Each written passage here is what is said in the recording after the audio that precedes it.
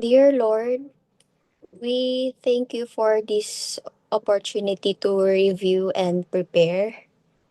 Guide our minds and hearts as we study. Please grant please grant us clarity to understand, focus to observe, and the memory to recall what we have learned.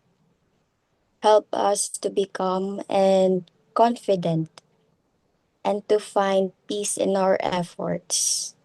Bless our teachers and our classmates.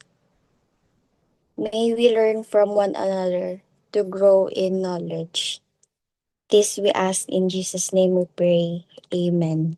Amen. Thank you. So, let me share on my screen.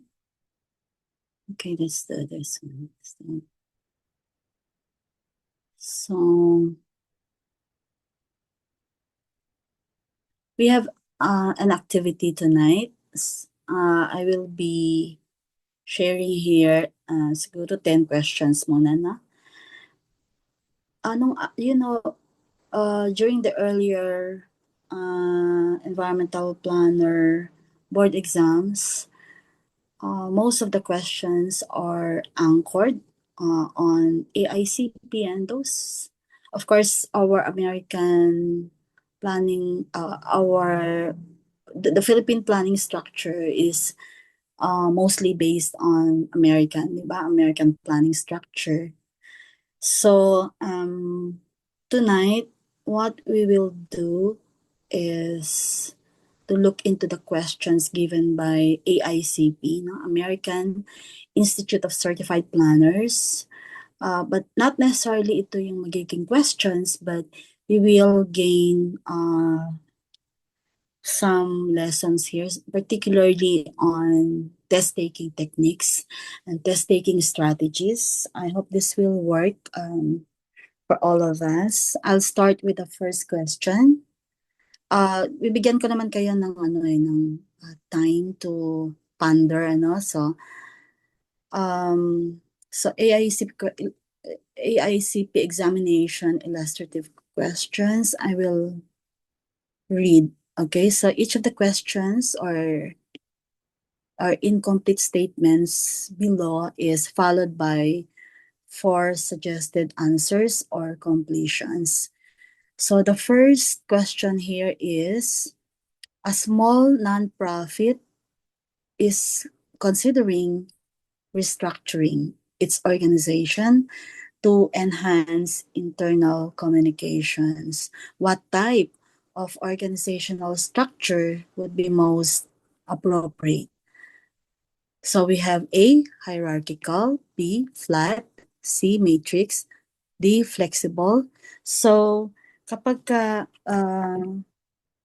we are only allowed one item, siguro mga 30 seconds lang ganyan. So obviously this kind of question would be placed under yung yung mga yung mga laws, policies, administration, mga administrative structures, mga ganun, like we have local government code, but this is something generic, very general question that what we need is to spot mga yung mga keywords. So when you encounter a question that asks about organizational structure and links it to a specific to a specific goal, always anchor your reasoning on the keyword that expresses what the organization wants to achieve.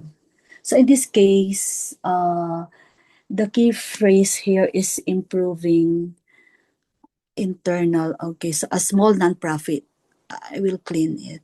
So, nagbigay siya ng so it gave an idea, small nonprofit. But the technique in answering question quickly and accurately is to read first the question. Of course, the question would be at the last part, ano? What type of organizational structure would be most appropriate? So, parang you're already, you have, how do you call that? Meron ka ng lead, di ba? So, in case the question or the problem gets too long, so at least nabasa mo na ano talaga yung hanapin mo. And then, for few seconds, ano mo lang, ano, you read through your eyes yung ABCD. So, at least alam mo na. So, so you're looking for organizational structure would be most appropriate. Then, most appropriate, so you're looking for that. But, ano yung most appropriate? The organizational structure. And then, it already gives, of course, siguro alam mo na yan, ano? But, what I'm trying to do here is to guide you how to spot, lalo na we're doing digital examination in contrast with the previous exams na you have paper, because mas advantageous yung paper for some reasons na, well, you can make put some marking, pero meron yata din, no, sa digital kung paano kayo mag-mark, no, but it's very limited. But in case na so small nonprofit, a small nonprofit is considering, okay, restructuring its organization. So another set.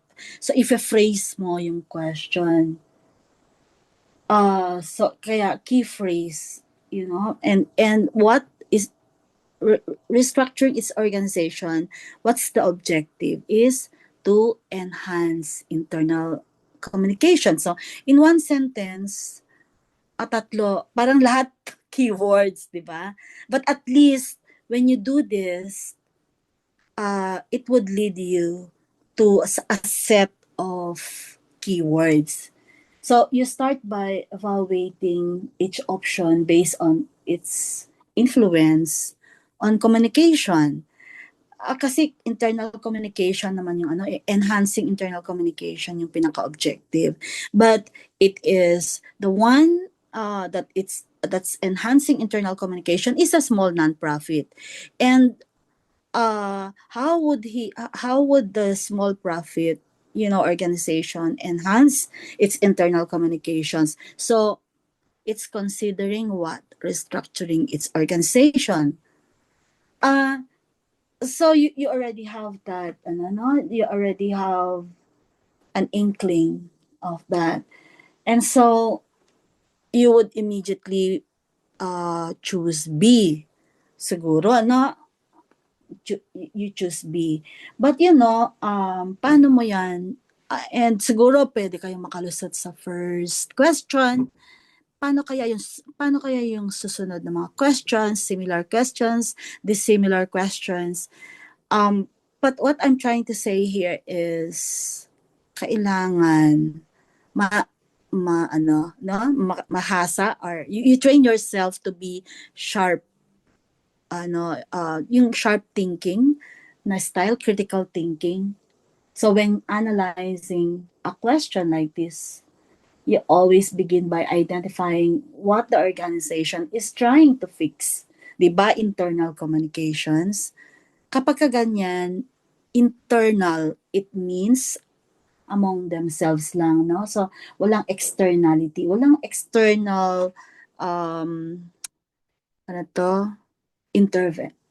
intervention from outside. So, pag pinili mo kasi yung hierarchical structure, hierarchy means it relies on several layers of authority. So, kaagad mo na itong, 'di ba? Iba-block mo na to because it does not characterize the small profit. Kasi pag small non-profit, wala siyang ganong hierarchy.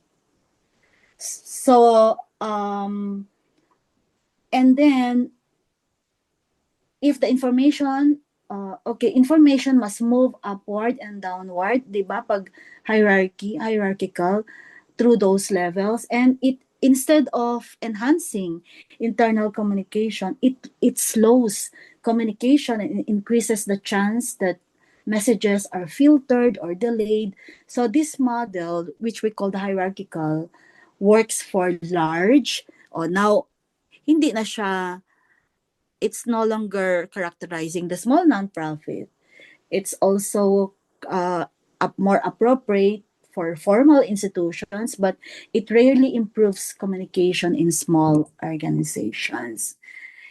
So, yung matrix naman, matrix means, so pupunta pa rin tayo doon sa ano, no, sa critical thinking, that you need to know at least kung you have encountered siguro in your past reading. So it's also important to have ano, stock knowledge, no?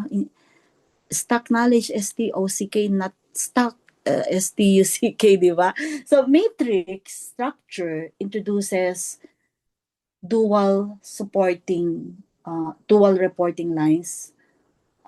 If you are if you're familiar, so it's useful in technical or project heavy organizations, but it often leads to confusion kasi bigla matrix nga siya, so it does not characterize the small nonprofit, no? And the and internal communications lang naman yung objective, so it's really important to determine the objective.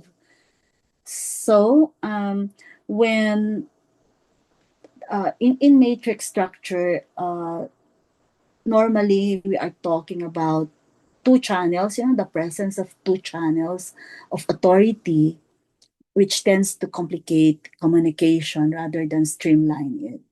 So, I'm doing this, parang it's not to overkill the question, but para it will lead us to, pag gagawin natin yung second, at least you know how to do it.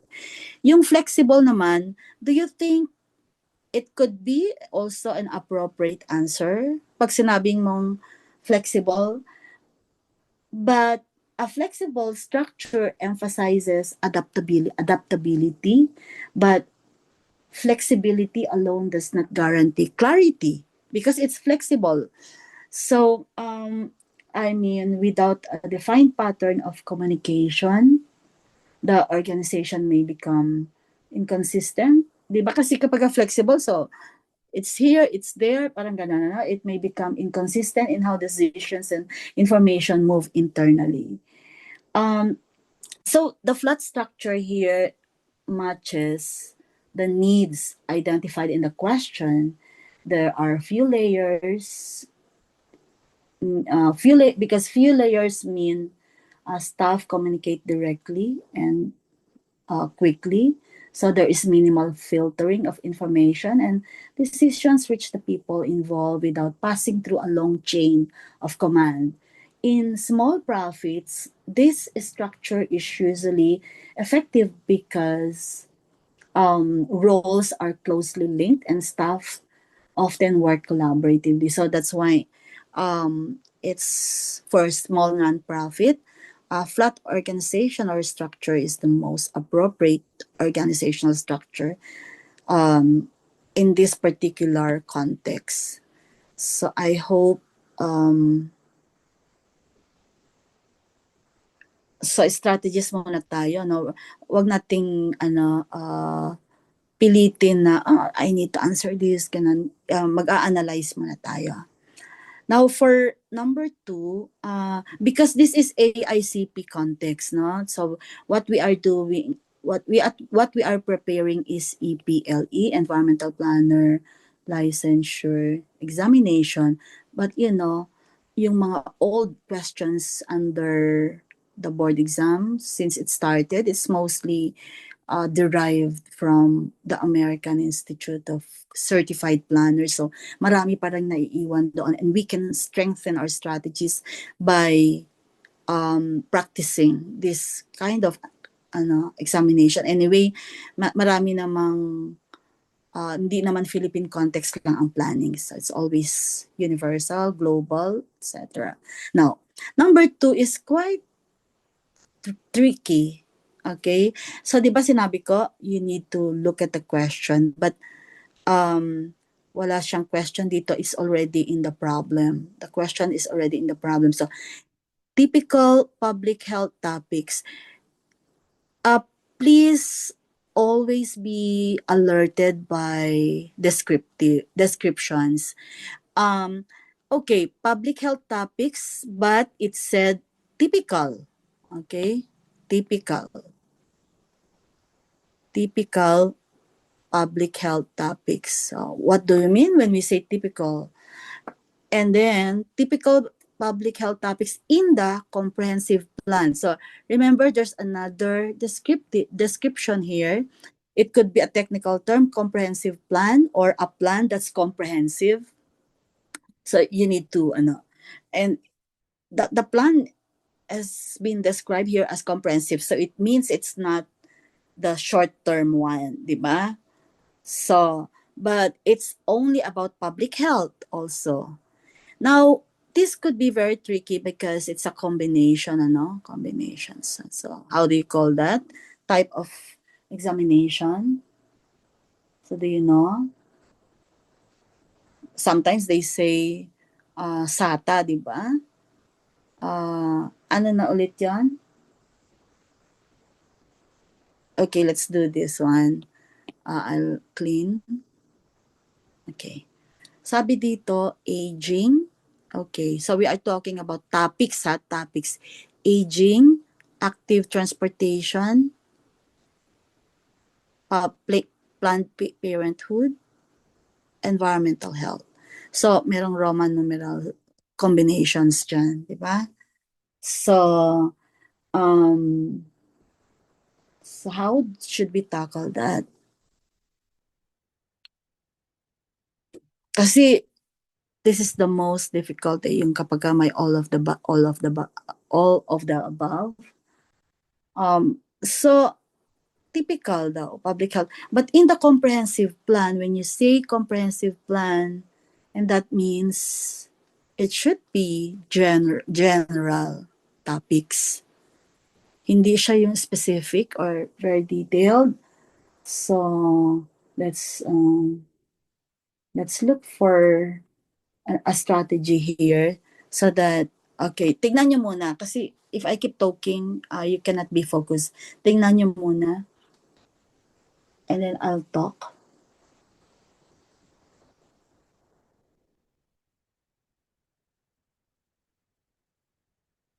So when handling questions on public health in planning, we need to, ano yung gagawin natin dyan? So, it's important to understand also that,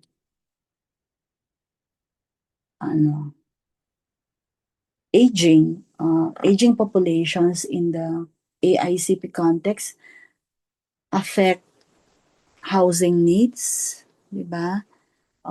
Accessibility, universal design, transit dependence, and many more.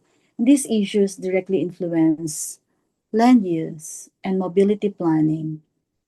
Di ba sa CLUP natin, meron tayong population profile and social sector profile to and they include aging, the 60, yung mga 65 and above, mga ganun, sa factor that determines facility demand or the mobility patterns and disaster risk. So, meron tayong social planning or social development chapter of the CLUP. So, we try to understand that we remember first what a comprehensive plan usually covers. Kapag comprehensive plan, pwede yan land use, di ba? Land use. Hindi pwedeng hulaan yung mga ganito, no? So, we need to do critical thinking. land use, and then we also need transport, di ba, sa transportation. Pero lahat ito sa physical, ano, sa... Then, we need to do the environment. So, please don't think about CLUP muna, ha. We are talking generically, okay? So, environment. Ito yung parang ano, and the overall, so health, ganun, overall well-being. Well-being. All right. Of the people living in the community. So we focus on health topics that are clearly linked to the built environment and public spaces, not specific medical programs. Diba? Pag comprehensive, we don't deal with Planned Parenthood, mga ganon, di ba? Planned Parenthood is something like a PPA, like a program. So we can cross out Planned Parenthood. Correct ba ako? So, lahat ng mga tree, wala namang ano. So, ibig sabihin, igaganyan na natin ito, no? If we have cross out. So, titignan natin, ano, if I am correct. So, for example, I'm one of you.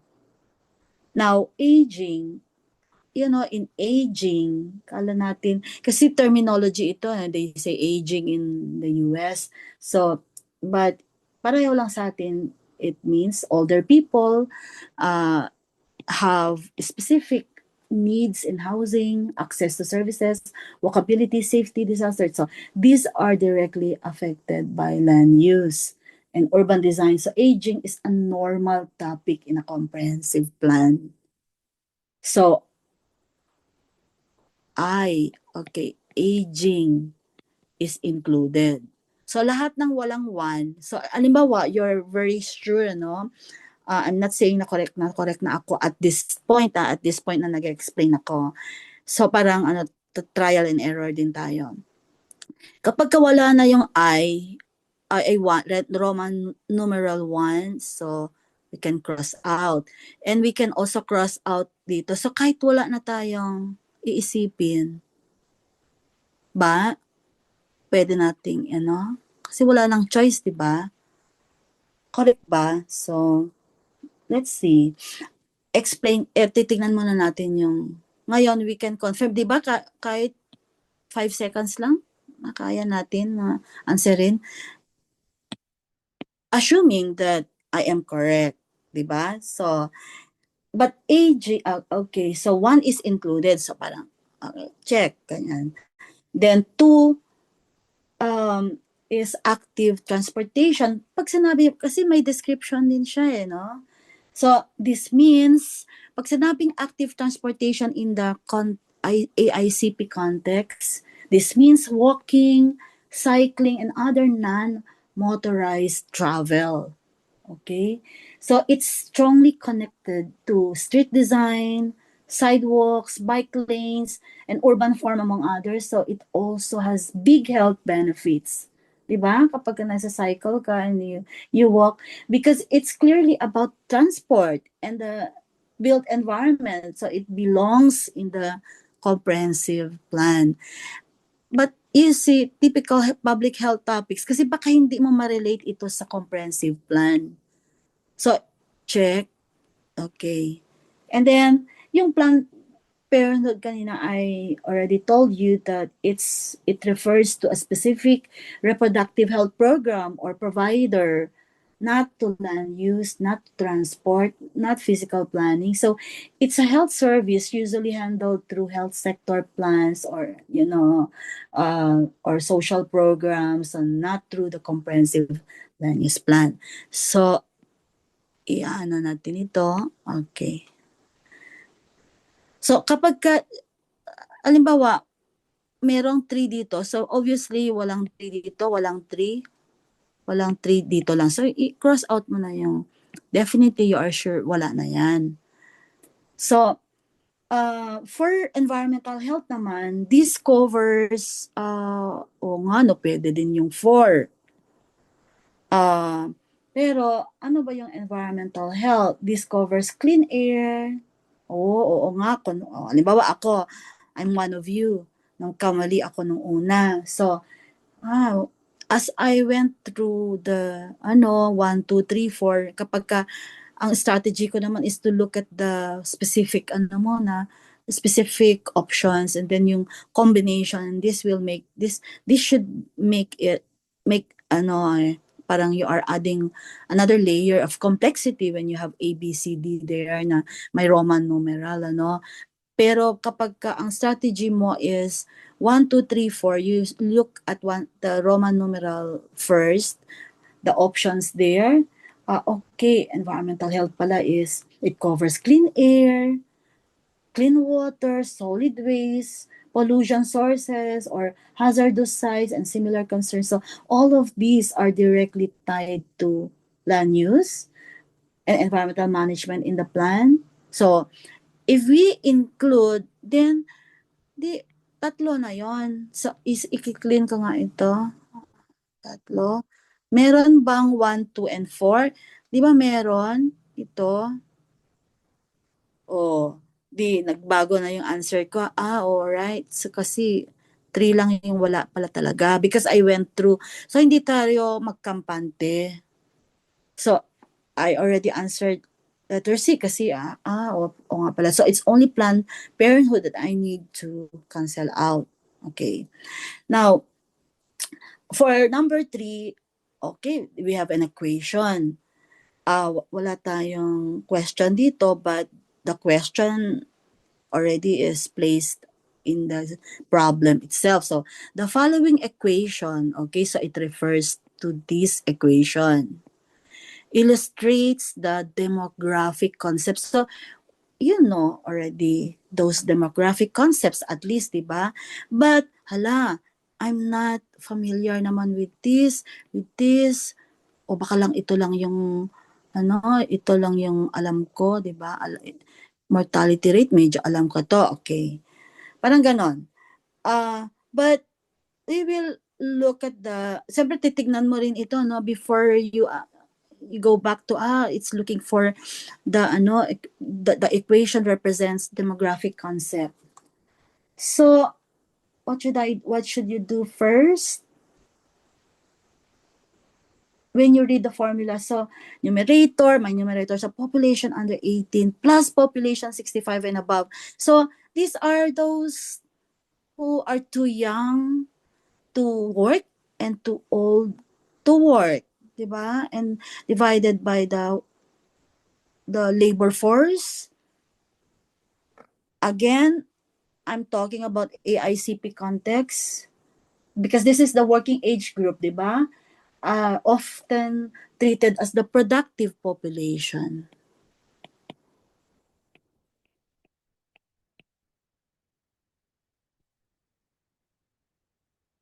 Okay.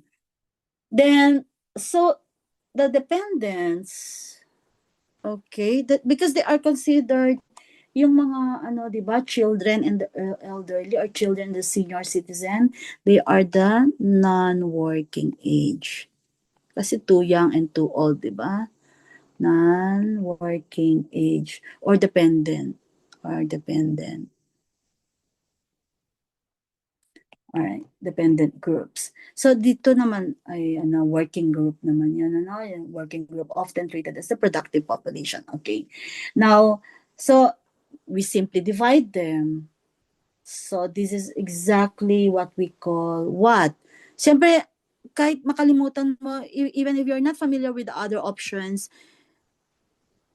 because of the word they depend, the non-working group are dependent upon the productive population. So, meron siyang, at least makakuha ka na ng ng idea na baka nga dependency rate 'yan. So, just to explain pwede rin na hindi mo alam yung answer, but you know that all the other options are incorrect.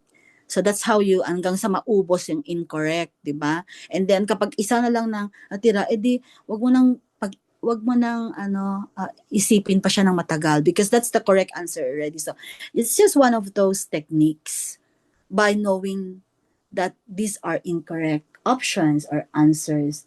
Kasi sa dissimilarity index, so what do you mean by dissimilarity, di ba?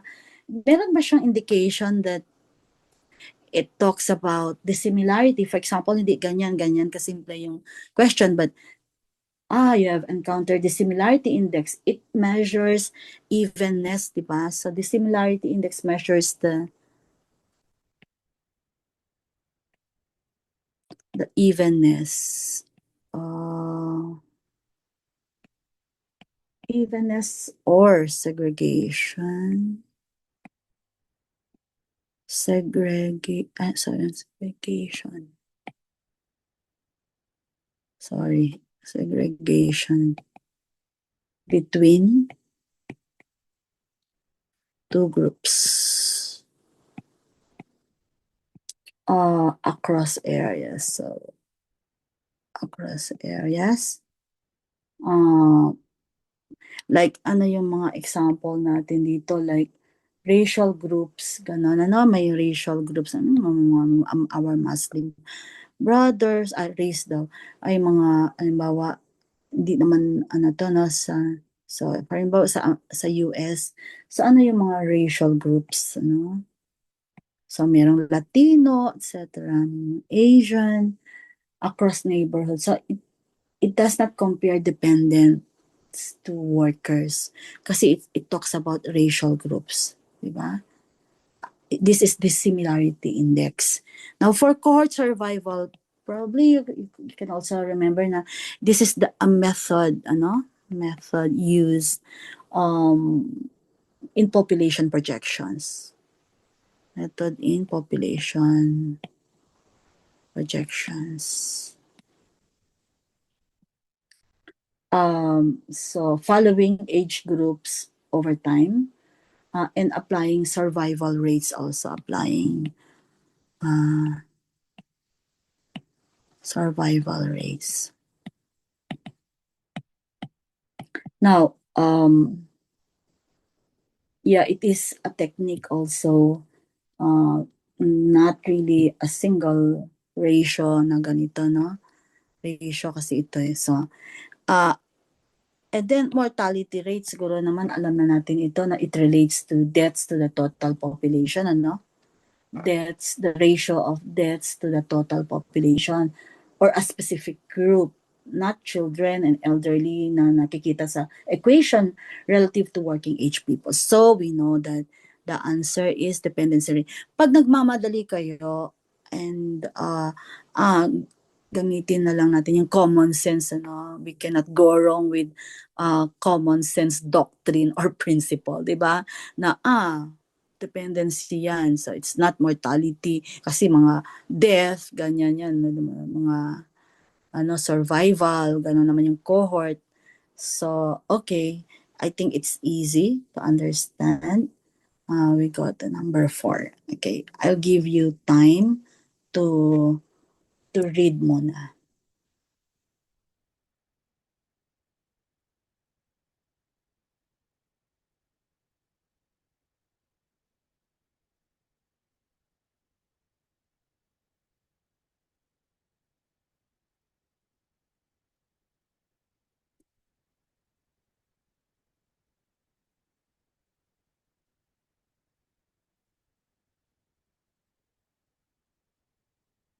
Hello, Ma'am Ann. Yes. Ay, I'm giving them time okay pa. to read lang. Okay. So, di ba naturo ko na rin yata ito yung, so listed below, sabi niya, are local and national employment. Okay. Ay.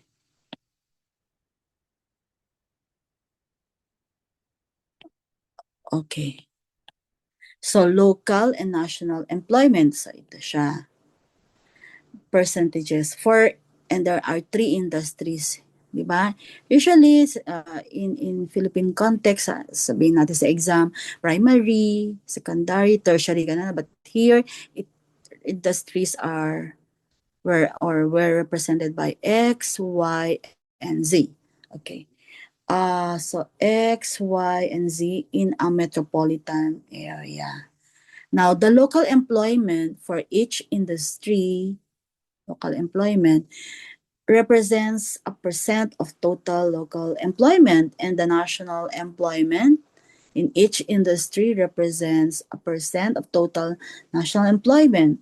So, ang kinukuha natin is LQ, di ba? Location quotient method. So, so, di ba, I advise that you look for the question. So the question here is, an economic planner can assign which of these industries. So it's asking which of these industries, so XYZ, to the export sector. So nagbigay siya ng idea, no? Export sector. Which of these industries an economic planner can assign which of these industries to the export sector of the metropolitan area. So because it gave export sector, ibig sabihin, we are looking for LQ, it should be greater than 1. And how do we do that? We divide this one with that. So you don't need to divide 3 by 6 and get 1/2, ganyan ano. But kapag mas mataas yung numerator niya, which is the local employment, 'di ba? You always divide the for example in this case local employment with the parent, 'di ba? But this one is we are looking at local versus national. So 3 divided by 6. So alam mo na yan na it will not lead to LQ is greater than 1. 10 over 7. Ayon, di ba? And then 11 over 3 is again, yun na naman. So it means Y and Z, di ba? Kasi sila yung nagbibigay ng LQ is greater than 1. Okay? So you don't need calculator. Did you need calculator to answer that? Hindi, di ba? Because you already know the concept of LQ. So you have to remember, wait lang, that LQ here in this case is local employment share.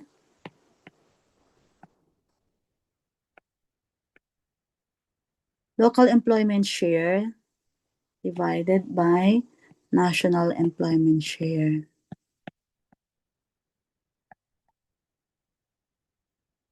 Kapag makakita ka, laging lumalabas yan yung LQ. So you need to understand and you don't need na calculator there kasi makita mo naman na here and there it produces 0.5, di ba? So less than 1. And then 10 over 7 is nasa 1.4. And then yung 11 divided by 3 is nasa 3.7. So, dalawa yung greater than 1. But kapag ang itanong, so which one has the largest LQ, then it should be industry Z. Okay. Now, number 5, a community, again with an aging population, yung community daw with an aging population is reconsidering its land use and housing policies. But what's the objective? To promote aging in place. Aging in place, hindi naman technical term in Philippines, but in AICP context, aging in place is a technical term. So, it's asking such considerations may include. So again, we need to either look one by one or magsimula ka dito, pwede naman. So if you are very sharp, yung parang wise ka ba, na-master mo na yung shortcut ba, you can start with a combination na hula-hulaan mo yung 1 and 4. Kapag nakakuha ka na kasi ng isa, like for example lang, promoting granny flats is a consideration that you may include. Then, kapag ka mag-isa lang, halimbawa lang, ay letter A lang yung my one, ano? And then yun na yung kukunin mo kasi siya lang yung my one eh. And you already figured out that one should be included. But in this particular question, hindi. So, probably madami. Okay. So let's deal with try to contextualize that one because um aging in place means older people can stay in their own homes or in ordinary neighborhoods instead of moving to institutional care. Okay, I will repeat that. Aging in place means older people can stay in their own homes or in ordinary neighborhoods, my community, but you're not going to a uh, home care, mga ganun, no? It's an institutional care in general. So, look for policies that let seniors remain at home and still live safely and independently. And then we run through each item. Yung promoting granny flats. So it's very American, di ba? It's very American. We don't call it granny, we call lola or, di ba? Nanang or, di ba?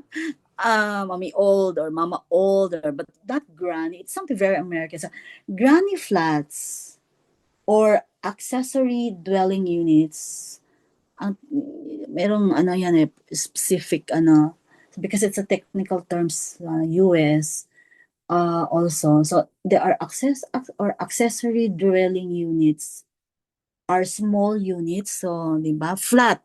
Pag sinabing flat, also in New Zealand, we call that flat eh. So, sa atin, we don't call it flat. Apartment or ano. Di ba? So, granny flats, it describes parang small, di ba? Characterized by small units on a residential lot, often used for senior citizens or elderly. They don't call seniors doon eh. So, parang elderly. Ganun. So New Zealand pala yun. But in America, seniors, okay. Near family. So, integrated siya sa family. Diba? Pag granny flats, ganon. So, they allow older persons to stay in the community in a smaller or more suitable home. So it clearly supports aging in place. Diba? Kasi sinabi, again, we will read the question. A community with an aging population is reconsidering its land use and housing policies to promote aging in place. So they are encouraging aging in place. So what do you do? What are these considerations, diba? But specifically in land use and housing policies. So promoting granny flats kasi it's within residential lots, so it's land use. So correct. Okay. Then two, pero meron tayong tatlo kasi tatlo na one. So may one din yan kasi ibig sabihin all of the above means 1, 2, 3, and 4, di ba? So, lahat 1. So, hindi ka pwedeng, you need to move on, move ahead. Then, relaxing development standards for nursing homes. Are we talking about nursing homes? Or what do we mean when we relax development? Is it positive or negative? Because nursing homes are institutional facilities. So, sasabi natin, it may not be, it's not promoting aging in place because it's contrary, ibang ibang development ito. And so nursing homes are institutional facilities where people move when they can no longer live independently. So relaxing standards might create more beds, but it encourages institutional care or not staying at home. So related to elderly housing, but not aging in place in the strict sense. So 2 is not included. So buburahin natin yan. When you reach na 2, hanapin mo lahat yung walang two, ay yung mayroong two, and then so that you can already, may two yan eh. So ang natitira na lang dito is dito. So you save time, di ba? You save time. And then, ang nakalagay dito, 1 and 4 only, and 1, 3, and 4. So, hindi pa din natin, may 4 siya dyan, may 4 din dito. So, wag mo na siyang isipin yung 4. Pwede rin ganun eh. If you are already running out of time during the board exams. So, ang titignan mo na lang, should I include 3? Kasi may 3 dito. And dito wala. So, improving, so you proceed, you cannot move on. Pero ito parang sigurado ka na, wag mo lang isipin yung 4 kasi both yung choices already have 4. So, 3, improving transits are improving transit services to residential neighborhoods. Di ba we are talking about residential neighborhoods pag granny flats eh. Granny flats are small units on a residential lot. Oo. So, when you improve transit services to residential neighborhoods, are you including it? Because good public transport lets seniors or elderly people reach clinics, reach markets and social activities without driving, di ba? So better mobility allows them to allows them to keep living in their existing home. So it directly supports aging in place. So 3 is included. So you have an answer ito, di ba? So ganun yan ano. So it may take time siguro in doing that. Pero pag ma-master mo yon, yung ganong style that even when you do it silently, you can already nasanay na yung brain ninyo and your mood and your, hindi ko alam what do you know, no? Yung intuition ba yon or nasanay na kayo, and that's the best way of not only passing the boards but tapping it. Kasi ibig sabihin, hindi lang yung substance wise, but the strategies are in place and you have mastered it. So, lahat ng hindi niyo alam na intelligent guesses may apply, but intelligent guesses should be informed by these strategies, and so you will do, ikaw yung yung magtatap, because parang chicken feed na lang, yung parang kahit nakapikit kayo, you can answer, di ba? Because you are armed with these strategies, di ba? So it's the shortest problem I read so far. So car parks, we don't really say car parks in the Philippines, but in the US they say so. Car parks are what? Diba parang ano kaya ito? But for purposes of explaining here, for and getting strategies out of this. So car parks come from the idea of capping a freeway. So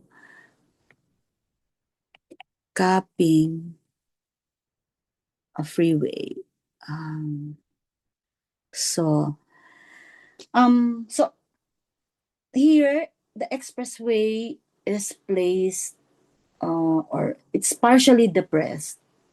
I mean, then a platform is built over it.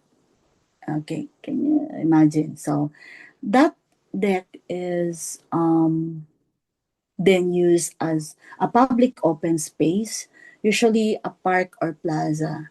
So the cap literally covers the roadway, reducing noise and visual impact, reconnecting neighborhoods that were cut by the highway, and adding open space in very built up areas. Examples often cited in planning literature include freeway leads. Meron sa US, uso yan, So car parks are, urban parks constructed on top of a freeway structure. So I hope you got that correctly. And then it's intended to reconnect both sides of the highway and add green space. Okay? So you already know the answer here.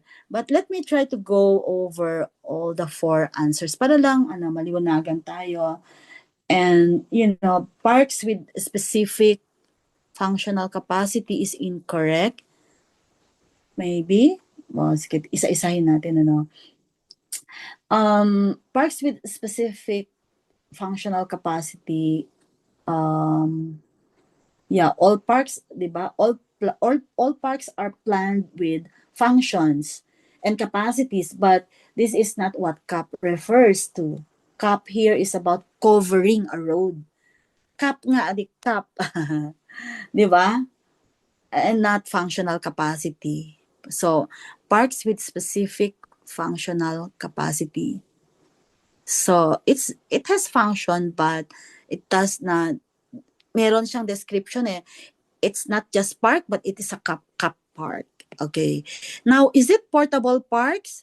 Well, portable or temporary. Kasi pag sinabi mong portable, it's kahit saan mo dalhin. So, it means temporary mini parks. Like parklets, may ganun ba? So, they are small installations on parking spaces or vacant lots. So, they are not built over freeways and they're not called car parks. So, hindi siya. So, incorrect. Incorrect. So, ganun natin yan.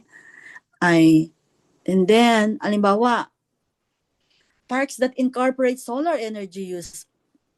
Wala naman sigurong ganun. Kapag you are parang dalawa, parang almost correct, or siguro just in case I'm not talking about solar energy use, halimbawa lang, there were two options left and you're torn between the two options. So gamitin na lang ng intelligent guess, but of course the nearest. So taking the board exam is not the most exact answer, but the nearest answer or the best answer. So wag kayong mag-anap na, ay wala naman sa ABCD and then magpo-provide ka ng another answer in your mind, and that's a mortal sin in taking the board exam. And I know some people na sayang, they could have tapped, but they are someone na may letter E sa utak nila. You know what I mean? Na meron silang tuturuan. They thought they're more intelligent than the question itself. And that's very bad. That's mortal sin. And I'm telling you, you will not make it kapag ganon kayo mag-isip. You always correct the question, Basta hanapin mo na lang yung correct, the most suitable or the closest answer that you can get out of it. Meron na yung ganito, dapat ganito, nawala naman dito. Kung meron dyan, okay. Pero kapag maghanap ka pa, kasi ma'am, I saw a question, similar question, or almost identical na question, and I saw the answer is like this. Talaga? I'm telling you, you will not make it. Kapag ganyan ka mag-isa. Wala na nga dyan sa choice, titingin ka pa sa malayo, nandyan na nga, pipili ka na nga lang dyan, pupunta ka pa sa proctor. Ma'am, the answer should be like this, you debate with your proctor. I'm sorry, but you will not make it pag ganon kayo. You need to display, you need to demonstrate humility even when taking the board exam. Huwag kayong mayabang na alam nyo lahat. Because I'm telling you, yan, maraming hindi nakapasa dyan sa 2024 batch, 2025. I mean, maraming hindi nagtap, sayang, magagaling pa naman. But because they say, hindi, wala naman dyan yung answer. But kapag ka andyan, okay, we will debate, we will discuss, I will appreciate. Pero pag nakakita ako doon sa sa online blah blah blah ganitong topic, someone who wrote about this, wala naman diyan. I'm sorry, diyan ka na lang mamili kasi hindi ka talaga it's not effective, okay? So I will continue that. Parks that incorporate solar energy use, obviously, it's a park. A park that's a park. A park can have solar panels, but that has nothing to do with the term car park. Kasi car park nga yung hinahanap natin. So solar uses an energy feature and not a location or structural feature na hindi naman car park, di ba? Hindi, baka mamaya, hindi, parang car park naman yan. Iibahin mo pa yung because you're not familiar with the word. Ay, ano yan eh, that should be car park. Sorry, di ba? So, hindi ka pa nakabasa ng car park. You never encountered that, di ba? Okay. So, yeah, parks. So, car park or ito yon kanina, parks built over segments of freeways. So that's the correct answer. That's the letter D. Okay. Now I will move. So this one we are moving toward. Akala mo lang maraming namamatay sa akala, di ba? Akala mo lang mahirap, but it's really common sense talaga or pagalingan lang talaga ng imagination. If you are na mataas yung imagination, and so you will really make it kasi it becoming environmental planner or urban planner, you have to be very creative, and at the same time you need to be very scientific. Okay. Kapag makakita kayo ng graph, so the first thing you have to do is what? Tingnan mo tingnan mo ito and tingnan mo ito. Okay? So the graph shows two curves din no? Meron one, itong upper niya, and then ito's lower graph is 2. So, you don't say, bibilangin mo pa, nasa 3 na pa. No.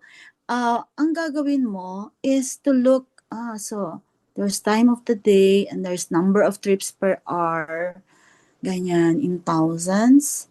So, and then, bago maano yung bago ka ma-confuse, you need to read the question already and the two lines of the graph. So, okay, the two lines of the graph, so ibig sabihin, you need to pay attention. The two lines of the graph above best represent which of the following combinations. Ayan. So, meron combinations, di ba? Yun yung tinatanong niya. Which of the following combinations? But what are those combinations? Travel behavior. In a metropolitan area of 2 million population. So, hindi na rin mag-matter yan, but combination yung hinahanap mo to represent those graphs. So, the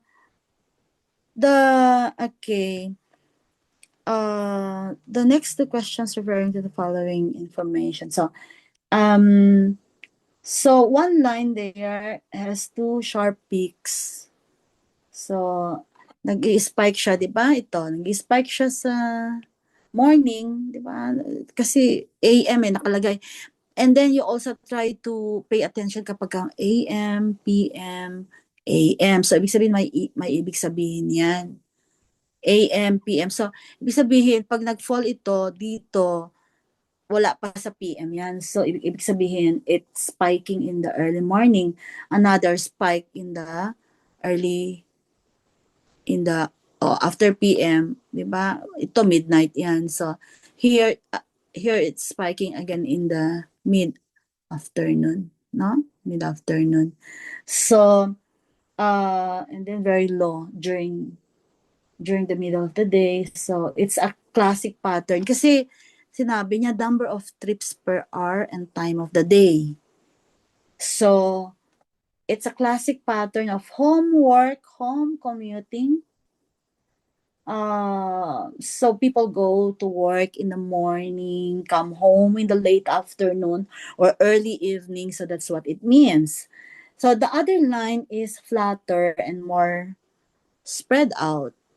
So parang hindi siya nag-i-spike itong graph na yan. And so it rises later in the morning. what you and then it rises there, keep rising, and then it drops there. So um so it stays moderate through midday into evening. So but I'm not telling you na ganito kayo mag-analyze. Um, we have luxury of time when discussing like this, but during board exam hindi ganito kabagal, ano? So it does not have strong AM peaks also. Let's me see. Okay, kasi yan. So this fits non-work trips. Non-work trips such as shopping, school, errands, social and leisure trips, so which are more spread across the day. Oh, dalawa yung graphs dyan. And because it's a combination of work and non-work. That's why it's looking at this of travel behavior. And what are those travel behavior normally? We have work and non-work. So, combinations of travel behavior. And then when you look at the options, transit and private automobile trips, meron ba siyang, I mean, both modes, you know, meron ba siyang sinabing transit dyan or private automobile? Wala, di ba?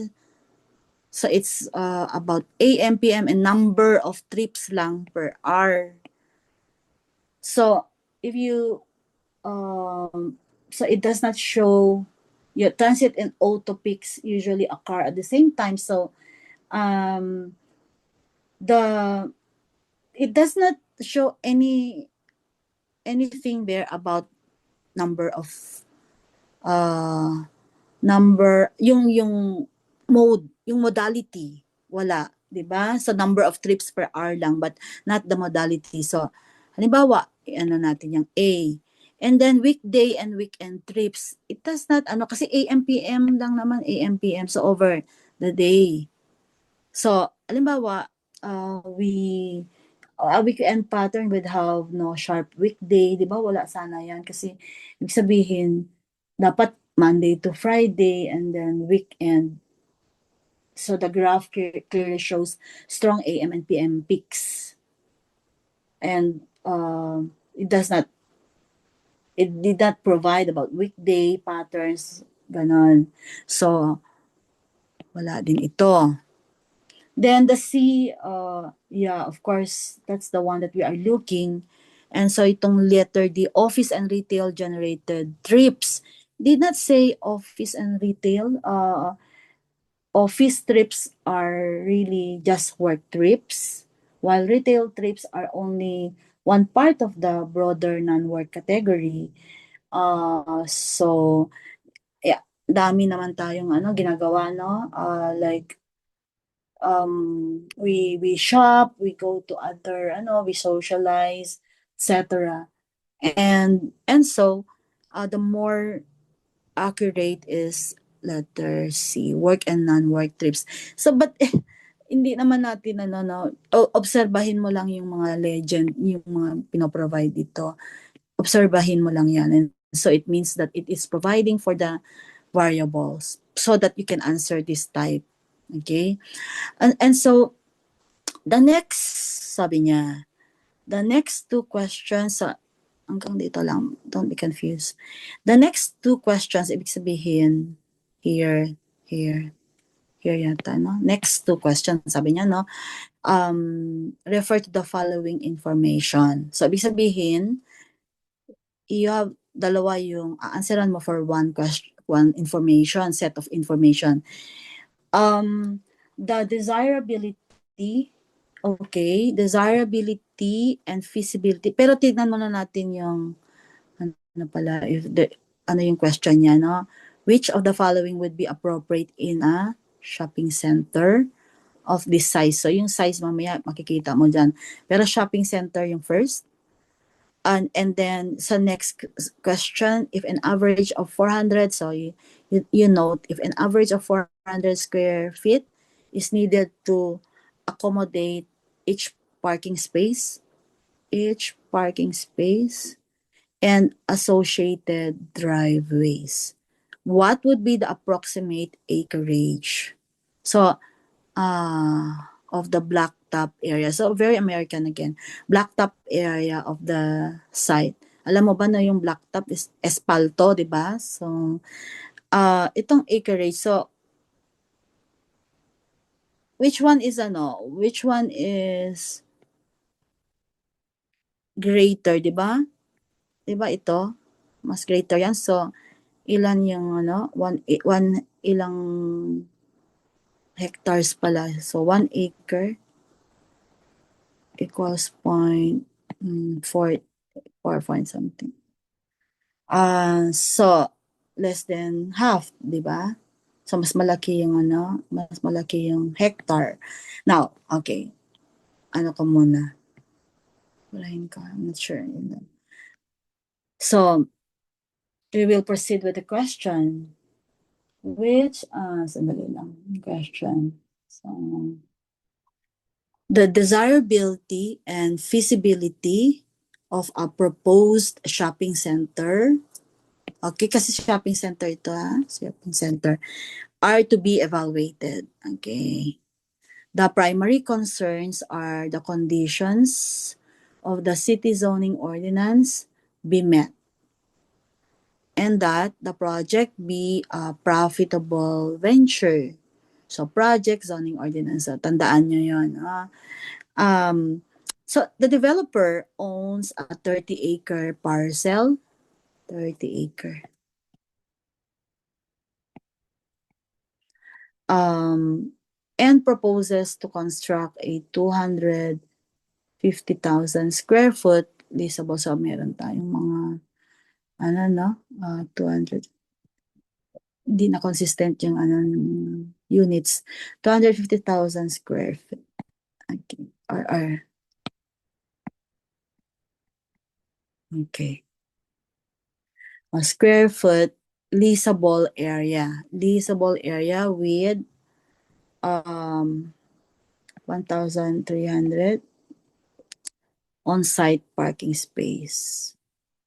On-site parking space or parking spaces. The shopping center will serve, this is complicated, pero actually, medyo madali lang naman to. The shopping center will serve a trade area that contains 20,000 households. I'm just picking up the given. So the average household disposable income is 12,000 USD or $12,000. So the shopping center will have ito na yon. We'll have a 50-50 split. Okay?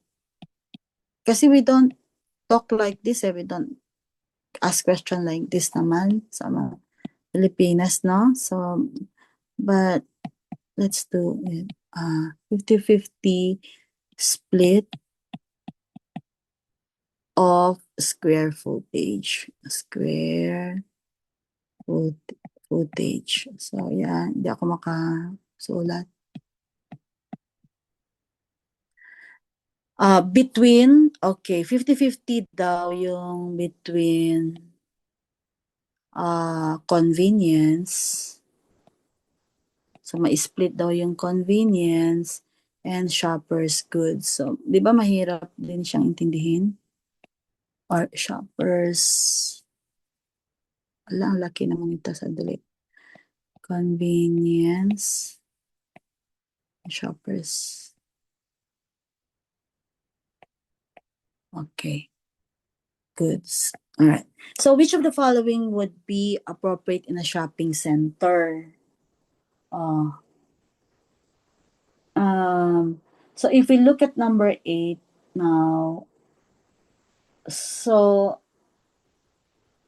major grocery and a drugstore as prime tenants. So, the first, we classify the center by size. So, in retail planning practice, 250 square feet, okay, leasable area is typically a community shopping center. So in the standard US standard, sometimes on the lower end of the regionalized community center. So ito ay ano, and then merong neighborhood center. So we cannot really answer properly kasi yung standard nila, they have different, different terminologies, ganyan. So, pag sinabi mo kasing neighborhood center, about 30,000 to 100,000 neighborhood yon, ano? But, so yung given is typically community. Ang standard nito is community shopping. Pagtiyagaan natin ha, shopping center. Pag ano naman, so yung community center is, or community, about 100 to 300,000 square feet.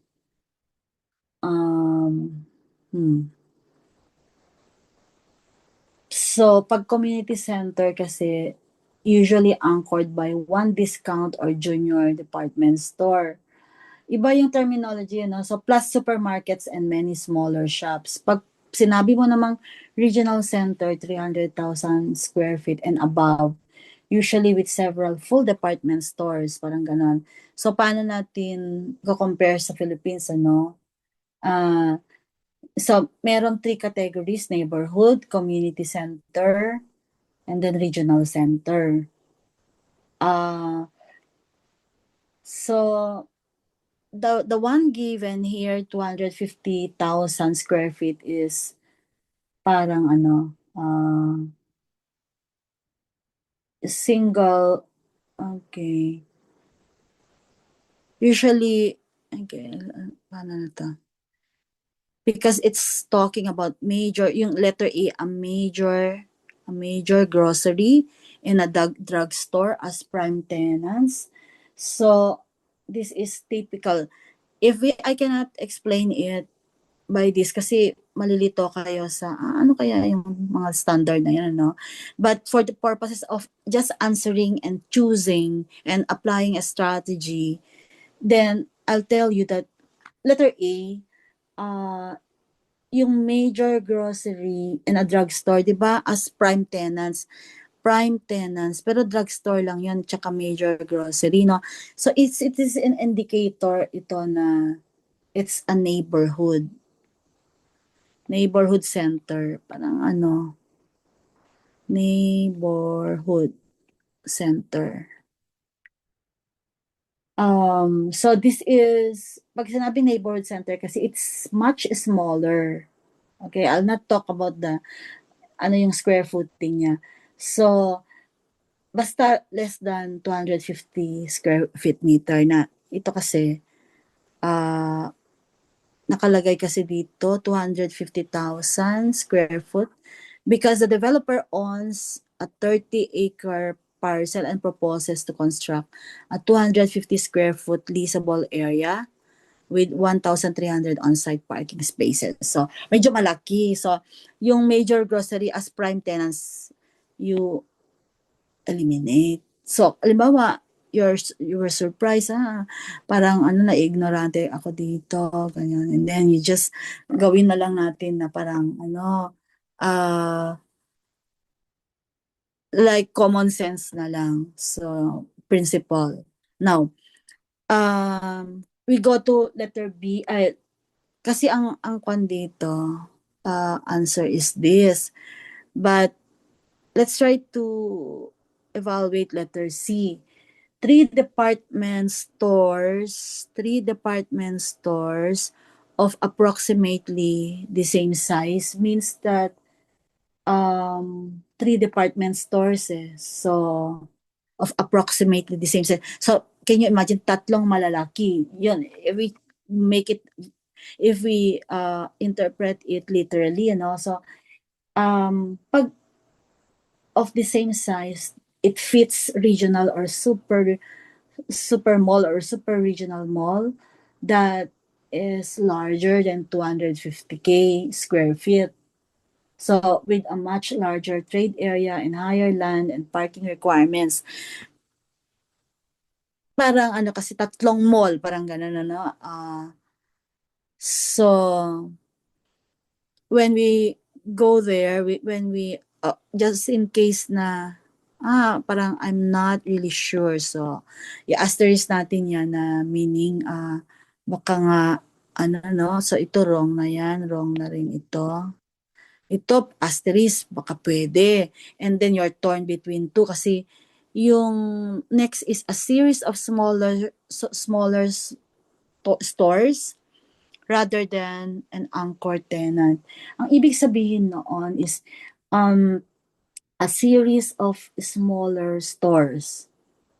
So parang it's contrary, no? Rather than an anchor tenant.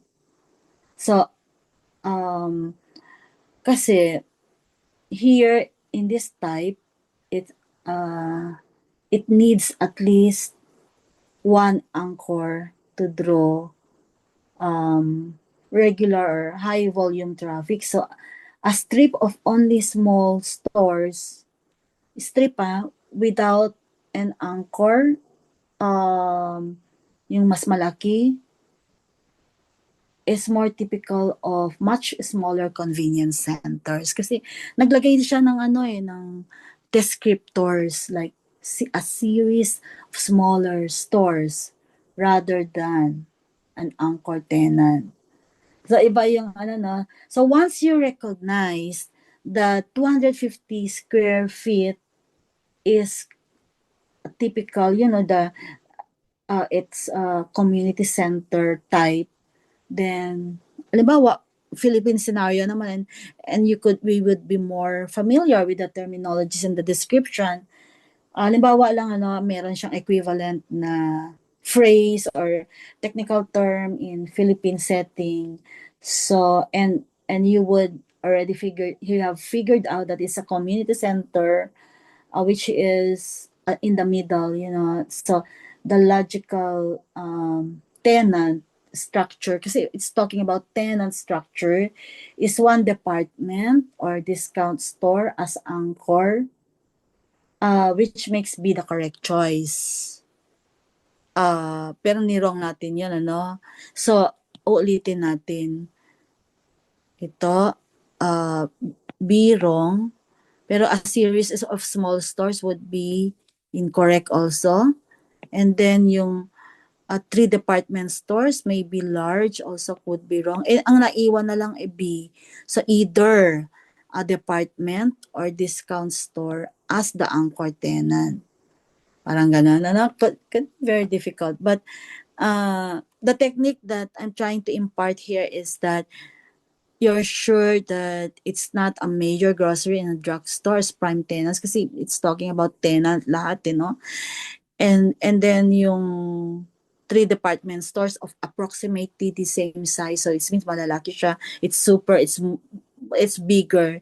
And then a series of smaller stores, meaning maliliit naman siya. So natitira na lang si letter B. And so it's one of the strategies also na kapag ka may natira, wag mo na siyang i-overthink.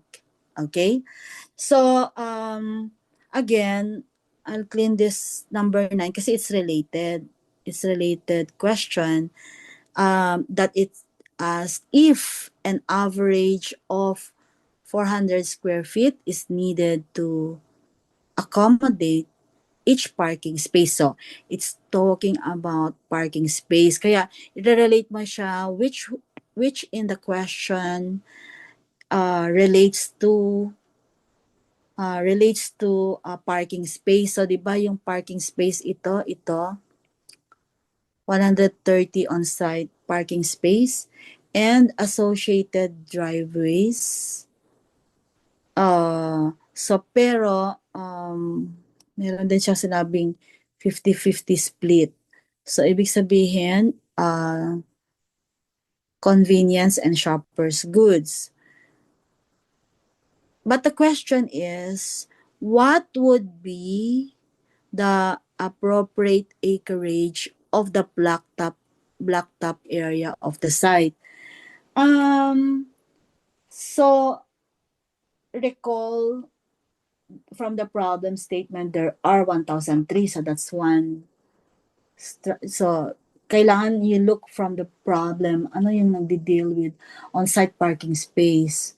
So, i-compute mo yung, kasi 1,003 eh. 1,003 on-site parking space, pero meron siyang, so 1,003 times, sinabi dito, for okay, 30 parcel concerning. So,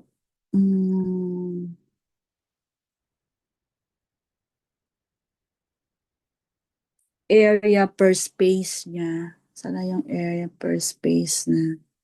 So, the next question, sorry, ito pala sa number 4. Kasi ibang question na pala ito. If an average of 400 square feet is needed, so we multiply 400 square feet to 1,300. So, makikuha mo to. Diba nasa, okay, 520? Is it 520?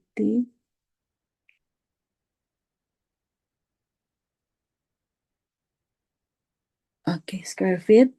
And then, since square feet ito, i-convert mo pa yung ano, no? 1 acre? 1 acre? So, okay. 1 acre equals 40, di ba? 43,560. 560 square feet. Ano ba yan? Okay. And then, so, if you convert that, so 520, yung, kunin mo na yung 520. So, I will, so 520,000 divided by 43, 560. Diba? So, equals, 11.9 ba? Acres. Okay. So, this is in acres na ito, no? So, na-convert mo na siya. So, 11.9 acres. So, you can approximately, actually, yung 10 acres, di ba? Pag 10 acres, 10 times 43,000, di ba? Dito na. So, okay, I will erase this one so that maintindihan natin. Kasi less than 10 acres eh. Less than 10 acres is, kapag wala kang calculator, you're not required, so maalam mo na pag i-multiply mo yan is 10 times 43,000, di ba? 43,000 square feet. Pwede rin na ganito. So, less than 10 acres. So, pag ma-compute mo na yan. Gusto ko sana yung we can compute na even without okay. 43, kapag ka less than 10, 43,000. Diba? 560 yung kanina na. Pag i-multiply mo yan ng 10, so magiging 430,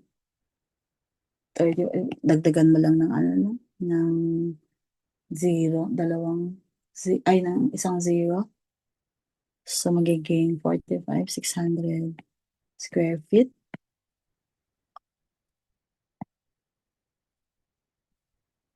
Okay. And then ito naman, 12 acres, diba? So it's higher. And then, pero kapag ka, siguro, multiply ko lang sa cellphone. Okay. So, ay 522, 700. Then ito naman between 15 and 20 acres. So, at least between 10 and 15, between 15 and 20, so it should be more and then more. Kapag ka nakuha mo na dito sa, nakuha mo na sa gitna, you match to the closest choice. So, kasi yung nakuha mo dito na 11.9,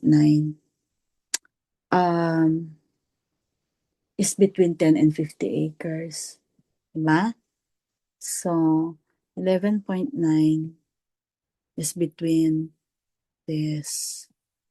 So, pwede rin na direct na no? But of course, hindi naman yata magpapakompute for this batch, same as 2024 and 2025. Hindi tayo magko-compute. But of course, you need to know the concept. Okay, so paano mo siya gagawin? And more than, siyempre, i-ano mo na ito. Because na ito, no? 11.9. Pero pag na-derive mo naman ito, you can answer immediately letter C. Pero you need to you need to understand the problem. Gaya nito, kukuha ka ng you look for, di ba, the normal one is you look for the keywords that corresponds, and here you look for the answers that are opposed. Kasi smaller store are opposed. Itong 3 department stores, halimbawa, applyan mo siya ng common sense. 3 department stores should be huge. So, hindi siya indirect. Indirect ito. So, you can eliminate that. And then yung it's too small naman here. And so, natitira ito. So, parang ganon na strategy. And here naman, kailangan talaga ng mathematical operations, here. But, of course, you are only choosing less than, more than, and then between. So, you need to, hindi ka naman maka-answer siguro dyan kung hindi ka marunong mag-convert.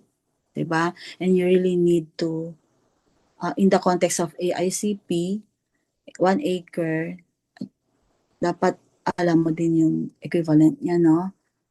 So, kailangan if there are some values here na relevant, kung minsan meron pang gulo lang, no? If there are values here that are relevant, na iba yung unit, and you need to convert. So you can answer. So, one of the strategies.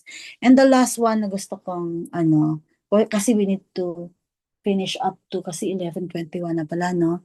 Kala ko nga, pa eh. So, last muna ito, no? Para i-cut ko ito hanggang dito and then tomorrow again. So, in preparing a physical plan for a site within an urban center, another idea. So, the question is, which of the following types of maps would be least useful? Ibig sabihin useful lahat, but there's one map there that is least useful. So, first remind yourself what a physical site plan needs. Physical, so we are working at a small site scale inside a city. So for that, the planner must understand the shape and slope. Pero siguro ano mo yan eh. Pipili ka lang dyan naman ng kasi meron namang so first, physical plan. And then, alam naman natin, topographic map shows elevation, contours, slopes. So very important for grading, drainage, locating buildings, and designing streets. So it's useful. Then utilities maps naman shows water lines, sewer lines, drainage, power, telecom, etc. So essential for connecting the site to existing systems and avoiding conflicts, di ba? That's the utilities map. And then yung census map naman, um it's shows population, di ba? Or socio-economic data by census tract or block. So helpful for market or demographic studies, but not for drawing the physical layout. Kasi tao, no? Or socio-economic data. So, hindi siya physical. Doon pa lang makikita mo talaga na yung census na yung least useful. Kasi we're talking about this. Pero useful pa din siya. Why not? But, all the rest are physical. Tumbok niya kaagad yung number 10, ano. So, the parcel map naman, it shows property boundaries, di ba? Lot number, sometimes ownership, but it's needed to know what land is included, the rights of way, easements, so it's useful. So, nakita natin yung ano niya. So, it's easy even without thinking, di ba? Na alam mo kaagad na nagbibigay naman, lahat naman ng questions sa board exam, nagbibigay. So, it's a matter of spotting the keywords and not the keywords or the unrelated, mga sinasabing outliers, parang ganun. I hope I help you until number 10 and we will continue this topic until tomorrow. So Jen, take it away. I'm okay now.